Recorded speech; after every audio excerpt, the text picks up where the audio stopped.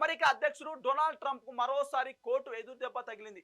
ప్రపంచ దేశాలపై ఆయన విధించిన 10% సుంకాలు అమెరికా న్యాయస్థానం చట్ట విరుద్ధమని తేల్చి కొట్టివేసింది. ప్రపంచ దేశాల నుంచి అమెరికాకు దిగుమతి అయ్యే వస్తువులపై ట్రంప్ ప్రభుత్వం 10% టారిఫ్లు విధించిన విషయం తెలిసిందే. వీటిని సవాల్ చేస్తూ దాఖలైన పిటిషన్లపై విచారణ జరిపి అమెరికా న్యాయస్థానం సంచలన తీర్పు ఇచ్చింది. 3 న్యాయమూర్తులతో కూడిన ధర్మాసనం 2-1 మెజార్టీతో తీర్పునిచ్చింది. ట్రంప్ విధించిన ఈ సుంకాలు చట్ట విరుద్ధమని అధ్యక్షుడు అధికారాలను అతిక్రమించి తీసుకున్న నిర్ణయం కోర్టు స్పష్టం చేసింది. దీంతో ఆ టారిఫ్లను వెంటనే రద్దు చేయాలని ఆదేశించింది. ఇప్పటికీ పలు ఎగ్జిక్యూటివ్ ఆర్డర్లపై కోర్టు నుంచి ట్రంప్ ఎదురుదెబ్బలు తగులుతున్నాయి. తాజాగా టారిఫ్ల విషయంలోనూ న్యాయస్థానం మెట్టికాయలు వేయడం చర్చనీయాంశంగా మారింది. అమెరికా ఫస్ట్ వివాదంతో ట్రంప్ తీసుకున్న టారిఫ్ నిర్ణయం ఇప్పుడు కోర్టులో చెల్లుబాటు కాలేదు.